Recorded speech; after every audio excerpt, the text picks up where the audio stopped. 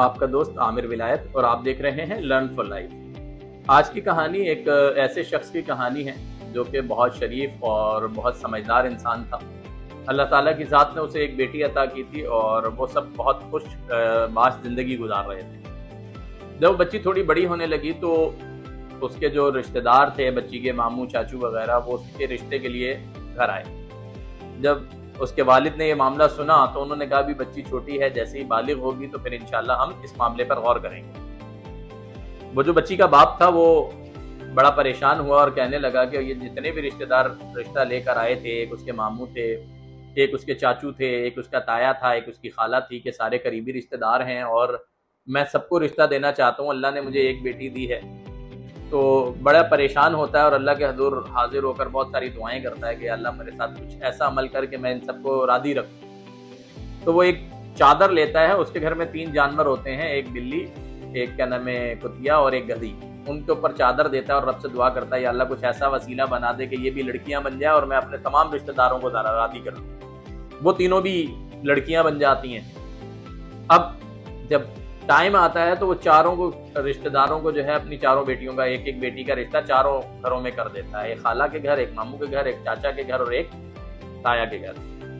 जो बच्ची अपनी होती है, जो औलाद सगी औलाद थी जिसकी इसने बहुत अच्छी तरबियत की थी, वो बच्ची तो क्या नाम है, उसका जब हस्बैंड घर आता है, दामाद आता है उस शख्स का घर पे, तो पूछता है कि हाँ भाई दामाद कैसी चल रही है जिंदगी, कैसी मेरी बेटी कैसी चल रही है।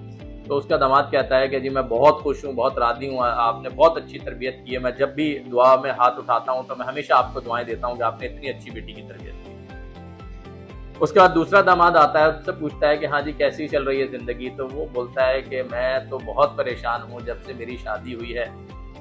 जो आप लड़की है ये तो क्या नाम है बिस्तर से ही नहीं उठती, बस वहीं लातें चलाती है, खरीदारी का इसको इंटरेस्ट ही नहीं है, इसको दुलतियां चलाते ही देखता हूँ और घर का मेरे बहुत बुरा हाल है।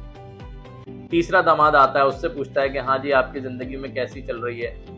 तो वो कहता है यार मैं पूरा दिन मेहनत मजदूरी करता हूँ इस उम्मीद के साथ कि रात को घर में जाऊँगा तो सुकून होगा, लेकिन जो लड़की है ये क्या नाम है हर वक्त भौंकती रहती है, बोलती रहती है, चिल्लाती रहती है, घर में बिल्कुल सुकून जो है उसने बर्बाद करके रखा हुआ। चौथा दामाद आता है, उससे पूछता है कि यार कैसी चल रही है ज़िंदगी। तो वो बताता है कि जिंदगी क्या चलनी है, जब मैं सुबह घर से जाता हूँ तो उस वक्त तो ये मुझे घर पे मिलती है, लेकिन जब भी मैं घर लौट कर आता हूँ तो ये मुझे कभी घर नहीं मिली।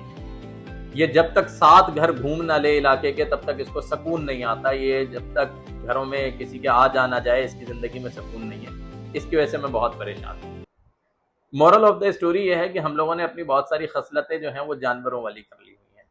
नाराज़गी माफ़, लेकिन समझने के लिए ये बहुत बेहतर स्टोरी है कि हमने अपनी जो इंसानों वाली खसलतें थी, जो अल्लाह ताला की ज़ात ने इंसान को अशरफुल मखलूक़ात बनाया था, इस बात को समझने की ज़रूरत है कि इंसान की खसलत ये है कि वो अपने घर को खुश रखता है, अपने घर में अपने शोहर की इज़्ज़त करता है, अपने बच्चों की अच्छी तरबियत करता है और अपने घर को इम्प्रूव करने के लिए ध्यान देता है। ना कि इलाके में घूमना, ज़्यादा ज़बान का चलाना, घरदारी को ना देखना, ये सब इंसानी खसलतों में शामिल नहीं है। जैसे मैं हमेशा कहता हूँ, खुश रहें, आबाद रहें और सबके लिए खुशियाँ बांटते रहें। अल्लाह ताला हम सबको एक दूसरे के लिए आसानियाँ पैदा करने का सबब बनाए। जज़ाकल्लाहु खैरा।